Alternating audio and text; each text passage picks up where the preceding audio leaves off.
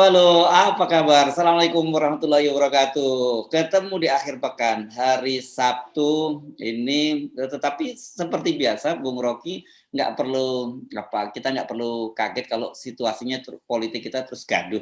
Tetapi karena kita akhir pekan, jadi kita mesti mengemasnya saja ya, Bung Rocky. Soalnya lebih serius, tapi kemasannya lebih politik saja, gitu ya, Bung Rocky ya. Ini ada beberapa. Ya. Biarkan ketegangan itu sampai hari Jumat aja. Oke, ya. Ini kalau hari Sabtu sama Ahad ini kita mesti lebih santai. Tetapi karena materinya serius, ya apa boleh buat kita ngomongin sedikit serius. Soal penundaan pemilu, ini salah satu ketua umum Partai Nasdem, Surya Paloh, udah menegaskan itu kelihatannya bakal game over. Gitu kata Surya Paloh ya. Terus kemudian yang sedang sangat ramai ini adalah soal nama Pak Harto hilang dan masuknya nama Bung Karno dan Bung Hatta adalah sebagai penggagas dari serangan umum Semarang. Dan orang yang kemudian dipersoalkan adalah penjelasan dari sohib Anda, Mahfud MD. Ini saya juga jadi bingung kenapa sih mesti seperti ini. Dan ada salah satu putra dari salah satu pelaku juga itu, Bathara Hutagalung ini kan bapaknya Letnan Kolonel Purnawirawan Dr. Walter Hutagalung itu kan salah satu yang peran kunci karena dia dokter spesialis paru-paru yang mendampingi Pak Dirman, ya kan gitu ya. Dia juga sudah berbuka suara, katanya disebut-sebut dia sudah termasuk yang dipanggil bicara, padahal dia mengaku dia tidak pernah diminta bicara dalam tim penyusunan itu, bahwa dia memberikan buku ya gitu. Dan dia juga menyebut sebagai pemalsuan sejarah kalau ada nama Bung Karno dan Bung Hatta ini, karena kedua-duanya kan ditahan Belanda dan zaman dulu nggak ada WA bro, katanya gitu. Gimana ditahan lo bisa merintahkan yang satu di Bangka, Brastagi bisa perintahkan serangan umum 11 Maret. Itu dua topik yang menarik, tapi masih banyak topik-topik lain seperti biasa nanti, tapi itu main course-nya lah Bung Rocky ya. Ya, Pak Surya Paloh tentu pasti akan dengan gagah dan gigih mempertahankan agenda yang sudah diputuskan 2024. Jadi kalau disebut game over itu pasti Pak Surya Paloh sudah menghitung kekuatan politik di DPR dan opini publik tentu. Tapi politik itu betul-betul harus kita baca sebagai niat buruk dari kekuasaan.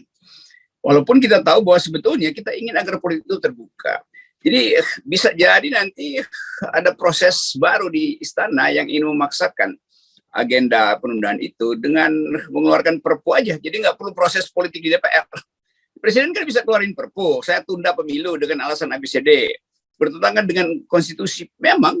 Tapi nanti Pak Mahfud akan datang, silahkan pergi ke Mahkamah Konstitusi kalau mau judicial review. Jadi itu sebetulnya kalau ada keinginan kekuasaan akan cari jalan, bahkan masuk gorong-gorong pun dia akan lakukan buat menemukan alasan itu. Jadi ini kita tetap harus waspada karena tidak ada keterangan yang final dari Presiden. Yang ada adalah juru bicaranya. Tapi Presiden belum mengatakan bahwa saya memang nggak ingin penundaan itu. Dia nggak ingin 3 periode, tapi kalau penundaan itu sangat mungkin diperlukan. Kenapa? Karena persiapan untuk mempertahankan bastion, mempertahankan kedudukan sekarang itu kuat sekali. Kalau tidak ada jaminan di hari depan bahwa Presiden Jokowi akan diasuh oleh penggantinya, tentu Presiden Jokowi cemas-cemas juga. Nanti tiba-tiba ada serangan umum berbalik pada dia tuh setelah 2024. Jadi politisi selalu berpikir begitu tuh. Saya kira itu yang mesti kita waspadai sambil menganggap bahwa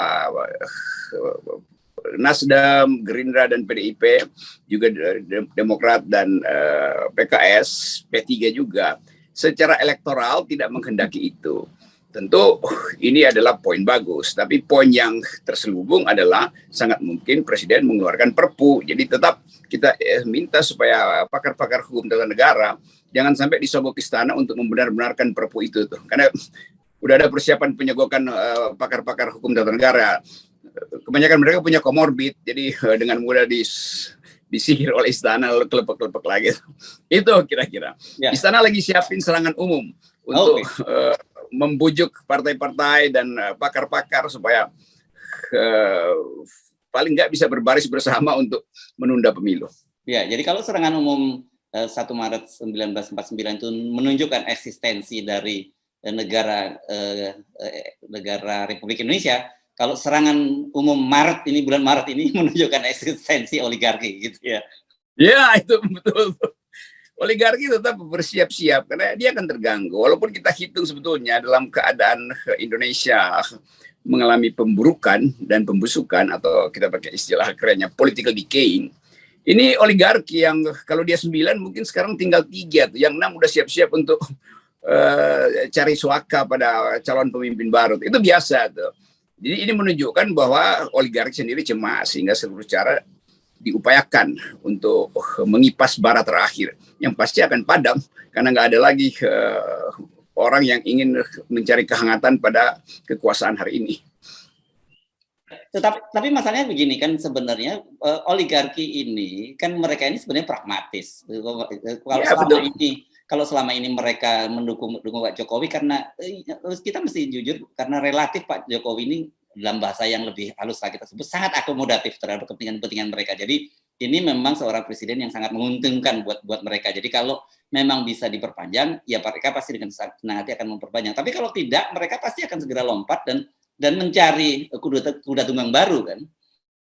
Ya itu, kan itu saya bikin hitungan hipotetis, mungkin dari 9, kan biasa disebut 9 naga, atau sebut aja, separuh dari oligarki udah siap-siap untuk hengkang, separuh lagi disuruh untuk mantau kemungkinan terakhir itu. Jadi itu yang terjadi sebetulnya. Nah, bagian-bagian ini yang kita lihat sebagai persiapan percepatan endgame. Jadi setiap ada semacam konsolidasi kekuasaan, itu sebetulnya mesti kita baca bahwa kekuasaan makin lama makin rapuh.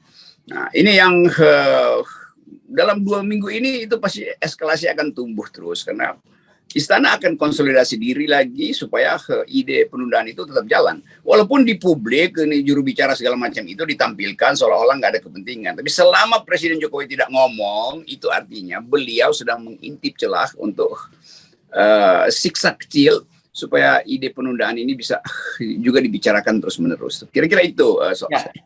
Tapi dari kemarin kita mendesak untuk Presiden Jokowi bicara, Bung Rocky. Tetapi kan kemarin kita juga sempat diingatkan oleh Profesor Azumari Azra bahwa kalau Pak Jokowi itu bicara sesuatu harus ditafsirkan sebaliknya. Jadi kita mendesak kalau gitu Pak Jokowi silakan bicara bahwa Pak Jokowi setuju dengan penundaan pemilu. Dengan begitu artinya Pak Jokowi tidak setuju gitu.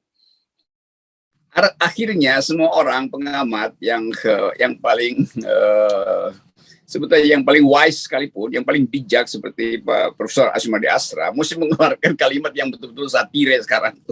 Jadi sebetulnya panduan kita bukan lagi pada apa yang diucapkan Pak Mahfud atau politisi yang berupaya untuk siksa, tapi pada tokoh-tokoh yang dari awal memantau psikologi Pak Jokowi, memantau cara berpikir Pak Jokowi. Jadi sindiran Pak Azumari itu betul-betul telak dan kita mesti waspada. Jangan-jangan Pak Azumari sebetulnya banyak betul inside information yang terpaksa dia mesti kemas dalam bentuk satire itu. Jadi udah kita percaya bahwa rakyat juga ada di dalam cara berpikir yang sama. Setiap kali presiden muncul di depan TV, maka orang akan bilang kita kasih korting 90% ya. Artinya margin of error dari ucapan presiden itu hampir sempurna. Margin of errornya yang sempurna. Oke. Jadi saya dilematis nih. Kita mendesak, di satu sisi mendesak Pak Jokowi untuk segera bicara, tapi begitu Pak Jokowi bicara kita harus menafsirkan bagaimana mengartikan sebaliknya ini. Oke, karena itu sementara kalau udah mulai masuk itu terlampau serius. Kita pindah saja ke topik berikutnya, Bung Rocky, soal serangan umum 1 Maret 1949. Kalau ini betul-betul serangan umum gitu yang menunjukkan eksistensi bangsa, dan sekarang ini sedang terjadi perdebatan yang sangat serius di kalangan para pemerhati. Bahkan ada beberapa orang di antaranya adalah termasuk meskipun tidak langsung adalah para pelaku sejarah yang mempersoalkan kok bisa tiba-tiba nama Bung Karno dan Bung Hatta yang dimasukkan sebagai penggagas gitu, sementara salah satu pelakunya gitu yang sebelumnya mengklaim sebagai penggagas Pak Harto sama sekali tidak masuk gitu. Dan jawaban Pak Mahfud ini menarik. Ini dikepres. Jadi kalau dikepres itu ya nggak semua dimasukkan, karena kalau dimasukkan terlalu banyak itu ada dalam naskah akademis gitu, ada dalam buku sejarahnya. Iya, ini soal titik sejarah yang kita fair. Jadi kalau argumen Pak Mahfud begitu, justru orang curiga. Ya kalau dia cuma kepres ngapain juga mesti dimasukin semua. Tulis aja satu orang tuh, Hamengkubuwono misalnya, selesai itu. Yang lain apa? Ya lihat aja di dalam naskah akademis kan. Kan begitu kan. Tapi memasukkan Bung Karno dan Hatta itu kemudian menyingkirkan Soeharto, itu orang bertanya-tanya ada apa? Karena selama ini ada film serangan umum 1 Maret. Tapi biarkan sejarawan sebetulnya yang lakukan konferensi pers, bukan Mahfud sebagai agen dari negara. Kan itu nggak fairnya di situ. Kita tahu banyak versi itu. Kalau dulu saya pernah diskusi panjang dengan almarhum Romo Mangunwijaya juga yang betul-betul pelaku di situ sebagai tentara pelajar, dan banyak data yang ada pada Romo Mangunwijaya dan mungkin masih ada di dalam arsipnya tuh. Musnya itu juga dipelajari. Jadi sekali lagi kalau kita ingin lihat satu monumen, nanti lama-lama monumen serangan umum itu diganti juga patungnya kan, yang udah ada Pak Hartonya di situ. Jadi sesuatu yang udah terjadi kemudian mau direvisi hanya dengan alasan bahwa itu kepres, itu yang justru membuat pertanyaan. Lain kalau ada riset yang sudah tuntas, lalu Pak Mahfud mengatakan, oke, memang ada kesalahan bahwa Pak Harto tidak ada dalam rapat perencanaan misalnya, tapi Pak Harto yang memimpin. Jadi ada balancing gitu.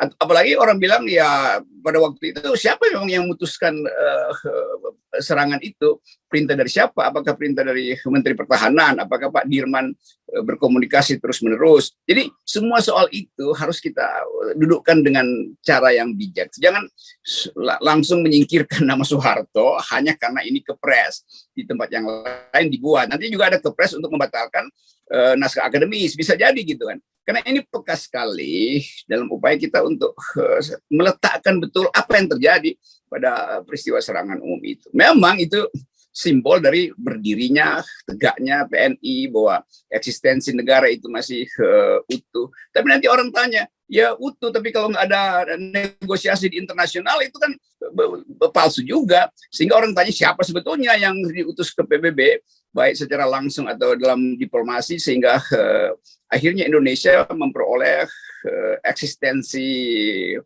faktual dan pengakuan formal. Kan itu yang mesti diterangkan tuh. Jadi jangan sekedar menyebutkan di soal kepres, hari kedaulatan, bukan. Itu di belakang hari kedaulatan ada tokoh-tokoh yang mungkin merasa tersinggung karena disingkirkan justru oleh kepres itu. Itu poinnya.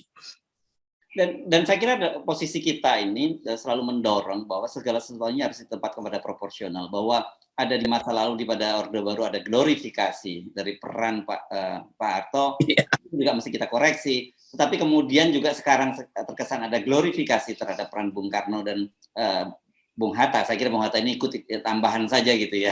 Ini juga mesti kita dudukkan secara proporsional, karena tanpa ini pun gitu, tanpa menyebut bahwa Bung Karno dan Bung Hatta itu sebagai inisiator dari serangan umum, saya kira itu tidak mengurangi kebesaran dan peran mereka dalam sejarah ya terbentuknya negara Republik Indonesia ini, Bung.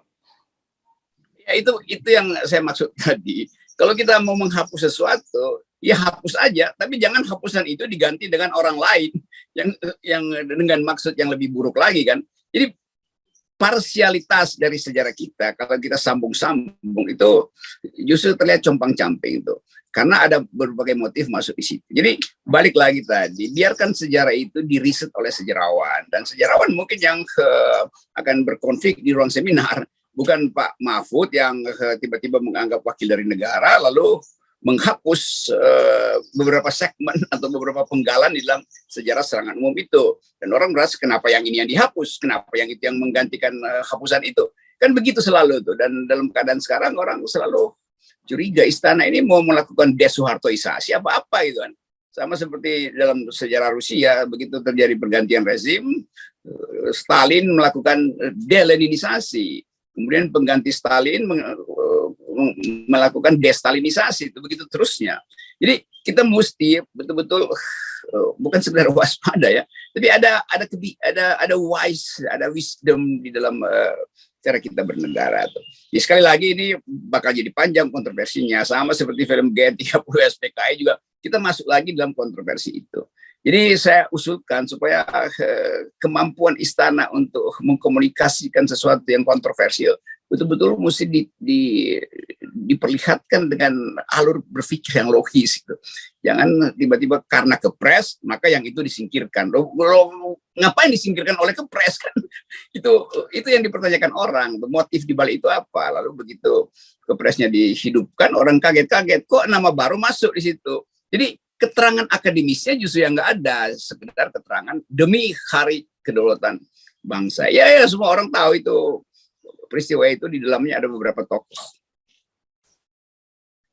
Oke, nah di luar itu saya kira kemarin yang juga cukup banyak mendapat sorotan adalah foto pertemuan antara Pak Luhut dengan Pangeran Salman. Nah dan kemudian secara khusus Pak Luhut rupanya membuat semacam status gitu ya di media sosialnya yang menyebutkan betapa ini ada komitmen dari pemerintahan Arab Saudi untuk ikut investasi di ibu kota baru. Nah ini yang sekarang sedang ramai, padahal kemudian publik mencatat kalau nggak salah sebelumnya juga pernah ada, bahkan bukan hanya Pangeran Salman waktu itu, bahkan Raja sendiri yang langsung Raja Salman sendiri yang pernah katanya ada komitmen untuk membantu ibu kota, investasi di ibu kota baru. Ya ini membujuk investor itu nggak bisa dengan sekedar foto. Kan investor kan pebisnis, dia akan lihat apa untungnya, sekaligus dia akan lihat apa untungnya secara politis, secara diplomasi itu. Kan begitu keterangannya kan. Jadi kalau Pak Luhut pasang di situ ya udahlah itu mungkin sekedar hobi aja.